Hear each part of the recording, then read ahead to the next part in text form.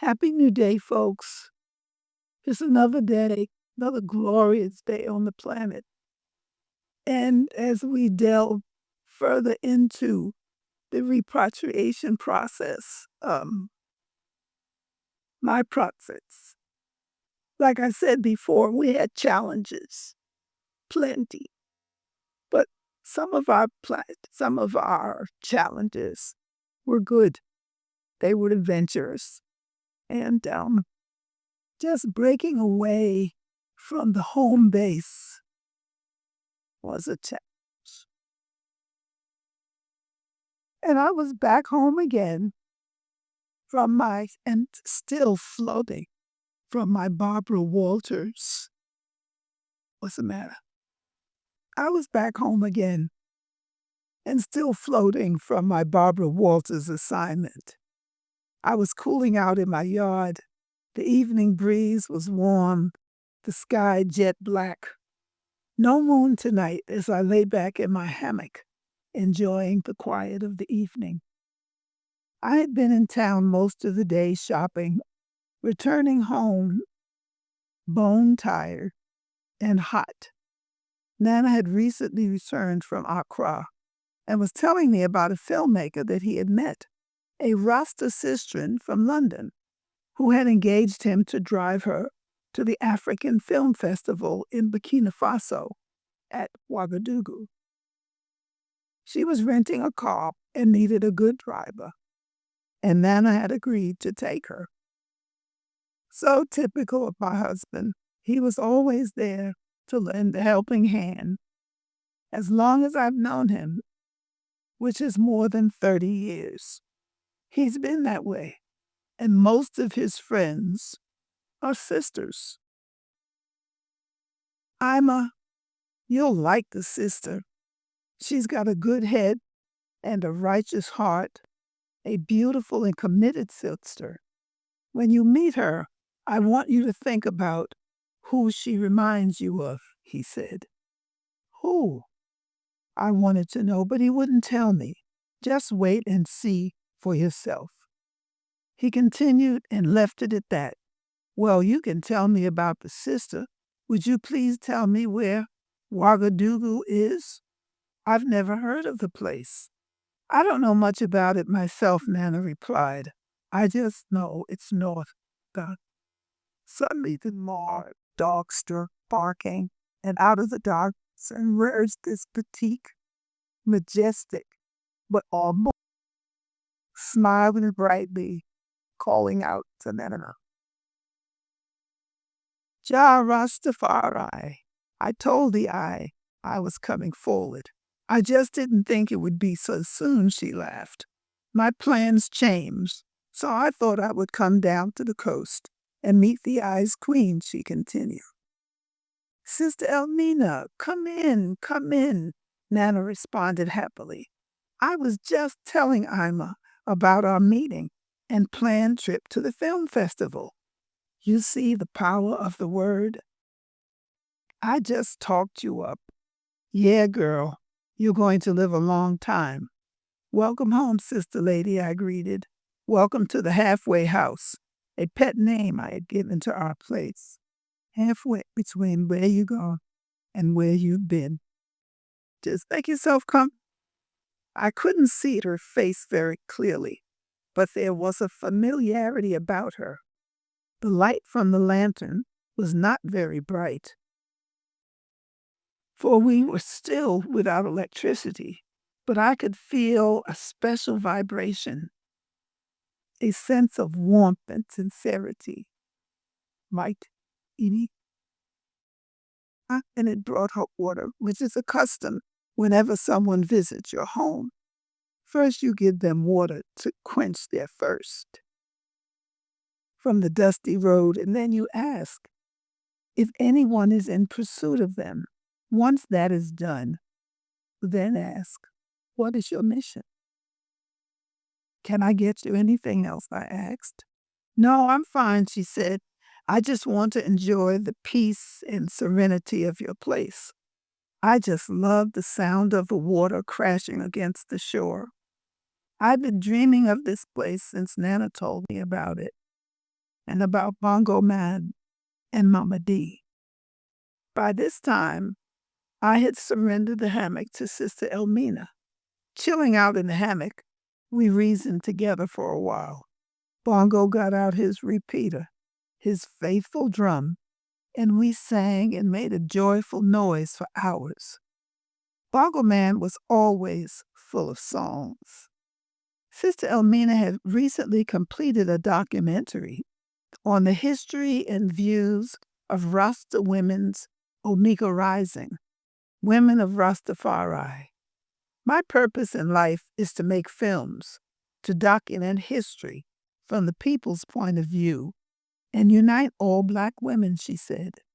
The previous year, she had visited the Elmina Castle dungeons with her kingman, a Rasta term meaning husband, Ja Youth, and Sun Tao. On the way back to Accra, their car had broken down near our house, and they had spent the day nearby on a stretch of property that we owned. It's Ja's time.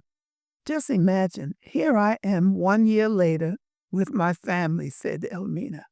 At that time, we had not known one another, but the spirit of the ancestors had finally brought us together. Before long, Sister Elmina was fast asleep. Around midnight, I woke her so that we could go to bed. I'm great company, she laughed, stretching. The eye is safe at home, so can sleep, Bongo responded. Don't feel bad, sister, I chipped in. I do it all the time, and it doesn't matter who it is either. We both laughed as we retired for the night. First light, sister. First light, family, said Elmina.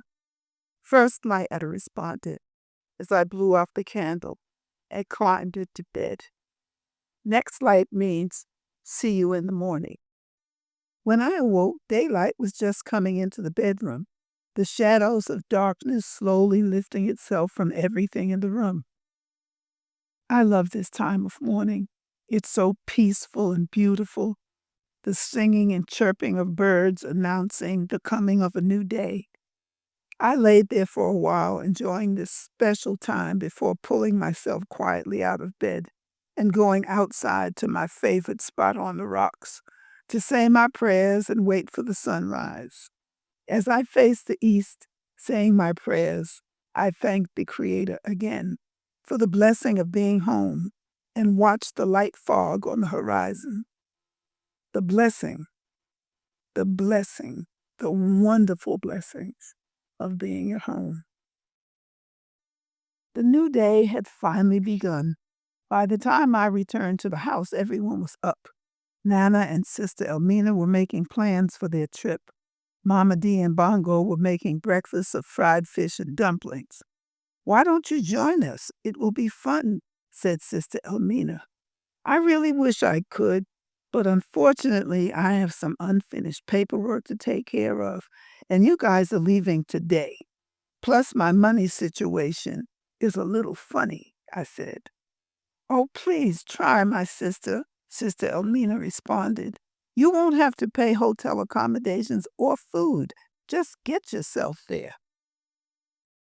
Well, sounds great, but I just can't do it this time. That's what she says now, Anna interjected jokingly. I know my wife, and if that wandering bug bites her, she will find a way to get there. The girls got a severe case of wanderlust. Oh, go away, I laughed. You act like I have no control. Besides, I really can't make it. So you and Sister Elmina have a great time. Right. Tell that to someone that doesn't know you, sweetheart, Nana chided me. Remember, you're our family's official wandering Jew. We all laughed, but it was true. As we talked, I kept looking at Sister Elmina. In fact, I was staring and kind of distant in my conversation. So familiar and so absolutely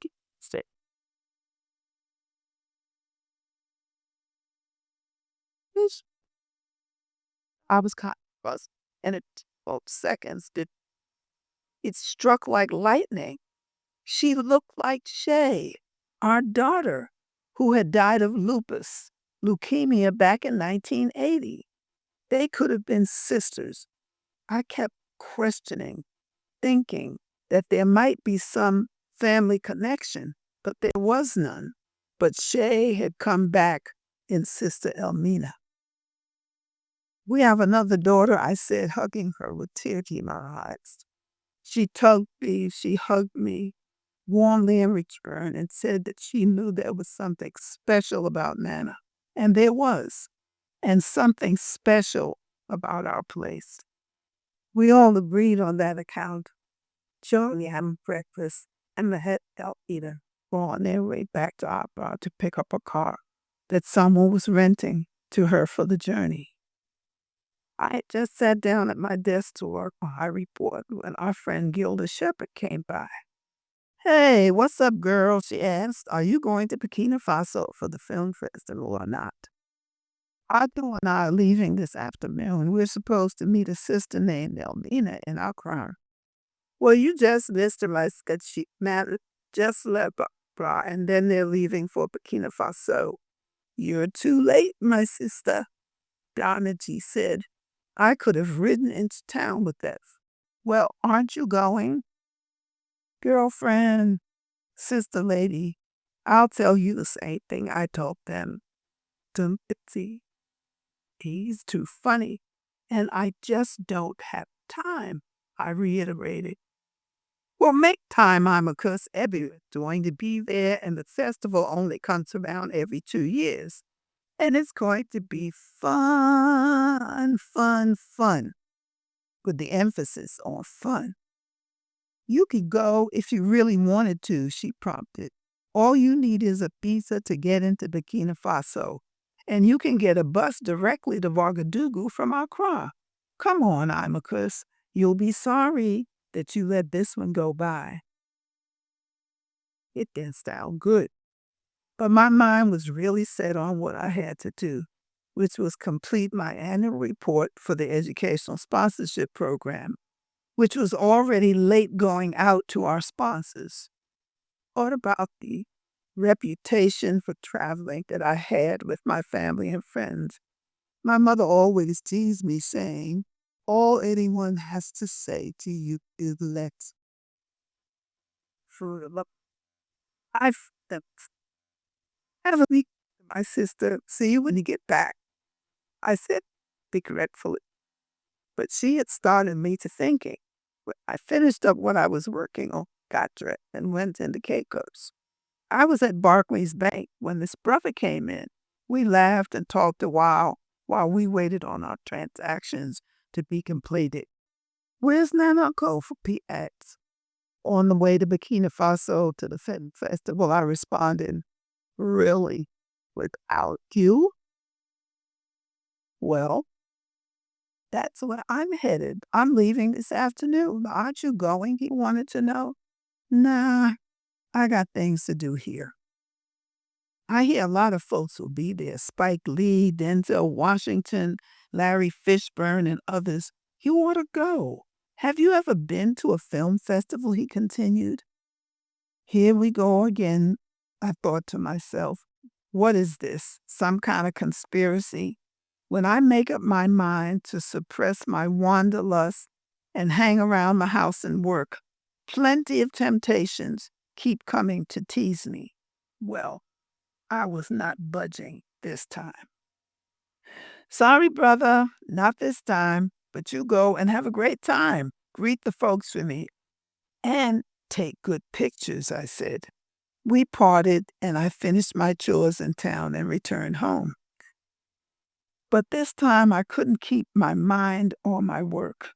I kept thinking about the film festival. The following morning, I called an associate in Accra and was told that she had gone to the festival. Now I was really wishing I had gone. I sat down and started figuring out how much it would cost me to make this trip. By the time I finished borrowing from Peter, putting off Paul, finding a few dollars in my stash, I was ready to make the trip. The bus did not leave until Wednesday, so I could still make part of the festival. But first, I had to go to Accra to the immigration's office, retrieve my passport. When I arrived at immigration's, they told me Nana had already been there and collected his passport. The immigration authorities had been holding on to our passports for months. Each time we went to renew our residency permit, it took months before we got the passports back. And this had to be done every 1 to 2 years, depending on how much time it given. It was a real pain in the neck, but because we were not citizens and there was no such thing as dual citizenship, we were treated like any other, sometimes worse, and there was nothing we could do about it. Additionally, as a result of our non-governmental organization, our NGO status, through the operation of our educational sponsorship program, we had to go through this in order to remain in the country. One day, Nana had been reasoning with a brother about citizenship, but the brother said, they are Ghanaians that feel that you as foreigners who are returning should give up American citizenship. That isn't necessary, Nana explained to him. Those of us born in the United States receive American citizenship, not by choice. In the giving of American citizenship, when slavery was abolished in the United States, we lost the citizenship we had before going into slavery. The question is, where is the citizenship we had before being forced into American citizenship? According to documented historical facts, the citizenship we diasporans had before slavery had to do with being African. So when will some African country or the whole of Africa reinstitute my original status as a citizen of Mother Africa? Nana asked the brother. In fact, as a result of the African Holocaust, the transatlantic Arab-European slave trade, which should have been called,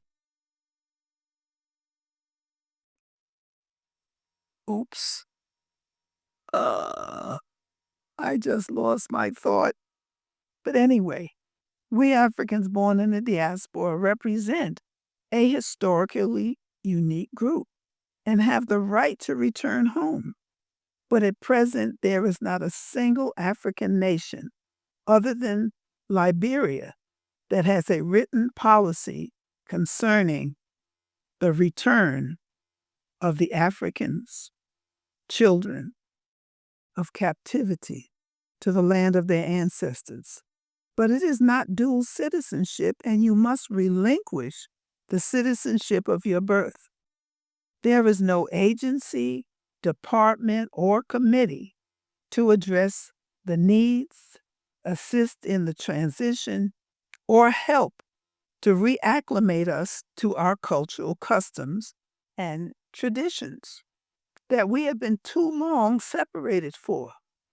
However, by the amazing grace and mercy of the Almighty God, the prophecy of Scripture, and the vision of our forefathers, there are remnants of us who have returned home in reality with our resources, experiences, and most of all, our commitments.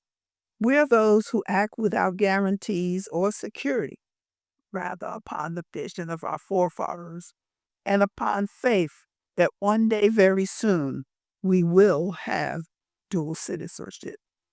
Those of us who were born in the diaspora, who seek to reclaim our African citizenship, should be allowed to do so and retain our diasporan citizenship. That is how, but to be able to take advantage of what our ancestors had worked so hard to earn in the diaspora, and to use those resources to help benefit in the redevelopment of Africa. Such an example has already been set in northern Africa by the state of Israel whose parliament has established a law of return, as well as a policy governing dual citizenship.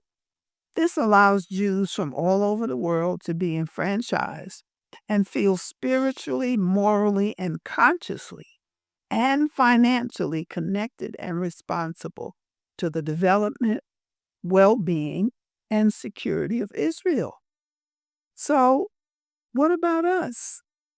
The brother agreed that this was an acceptable argument. It makes sense. After reparations, I went to the embassy for Burkina Faso and paid $38 for a African country. Ik vat some African and Francophone French-speaking country. It pained me, as they say in Ghana, that I needed a visa to travel from one African country to another. It was hard to accept the fact that as an African, though born in the United States, that I needed a visa to travel in Africa. It hurt like hell. It felt like being locked out of your own house. I spent the night with a friend and arose early the next morning and went to the state transport to await for the 6 p.m. bus. They didn't start selling tickets until 3 p.m.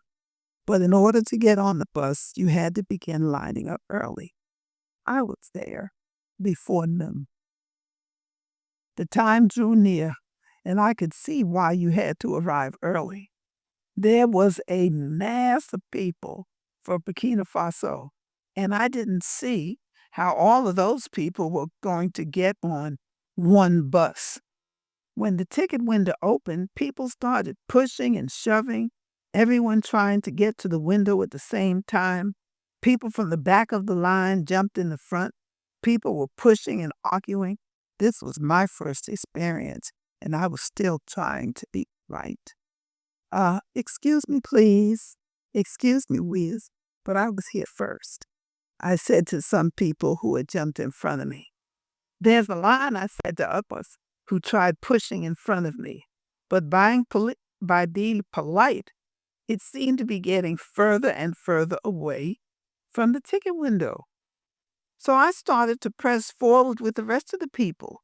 There was absolute chaos trying to get a ticket, but I finally made it to the window only to be told that the last ticket had just been sold to the woman who had jumped in front of me, and there wouldn't be another bus until next week. What? I hollered. You can't do that. I've been in line since 12 o'clock. Someone whose face I couldn't see mumbled from behind a window painted pea green. Come on next. There was only a little opening to serve as a ticket window. It was just thick enough for you to slide your hand in to get your ticket. I shouted, you can't do this. But I tried, but tried as well. It was like talking to myself. The little opening was slammed shut, nearly catching my fingers. But I wasn't alone. About 30 other people were also stranded. This is not right, people argued and fussed. We demand a next bus to be put on. The station master said that would be possible if we had more people. At another section of the terminal, other passengers were having similar problems trying to get to Kumasi, to the Ashanti region. Why can't we combine those passengers, I suggested, pulling on my administrative training from the United States. We're all going in the same direction, and those traveling further can catch their connection in Kumasi. That's impossible, the slave master. Oops. And he was like a slave master. But it was the station master who argued. We just don't do things like that, he said. Even if it means that 50 people are going to be stranded, I wanted to know. Now that's impossible to understand, I fumed aloud at him. But his ear was closed, and it did no good at all to talk. A young brother that I had met during the confusion said that if we could just get to Kumasi, we would be able to pick up another bus going to Mali and then to Burkina Faso. Very simple, right? Wrong. I tried to speak with the station master again. Please, sir, why not combine the passengers? I suggested again. He just shook his head, shrugged his shoulders, and walked away. Now, what was that supposed to mean? Most people said they were ready to get us parts for racial. After wasting our time, the station master finally gave back the, it's just not possible. Folks were in an uproar shouting, insulting the station editor, took big Fred. He found 30 people who were stranded and told that there were enough of us to charter a bus to take us to Kumasi, that we should get taxis all meet at the Ganeshi station. That sounded great to me, so the brother and I shared a cab with another couple and headed for the Ganeshi bus station. When we arrived at the station, most of the people had run for themselves and took whatever bus had seats, completely forgetting about us. I managed to buy the last ticket, but that left my new friend by himself. And since he helped me, I decided to sell my ticket to someone else and move with him. Oh, Lord, that was a big mistake. It was another 2 hours before the next bus finally filled up going to Kumasi. And by the time we arrived in Kumasi, the bus that I was to connect with going to Tamale had just left. Talk about timing. There were no other buses that night, but I was told I could get a trotro. Small buses and vans that are used by a large majority of the people who don't have cars. People are packed in like sardines, 5 across, and these vehicles are not always in the best condition.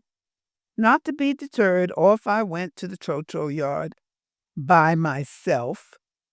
The brother I gave up my ticket for decided he was going to stay for a few days.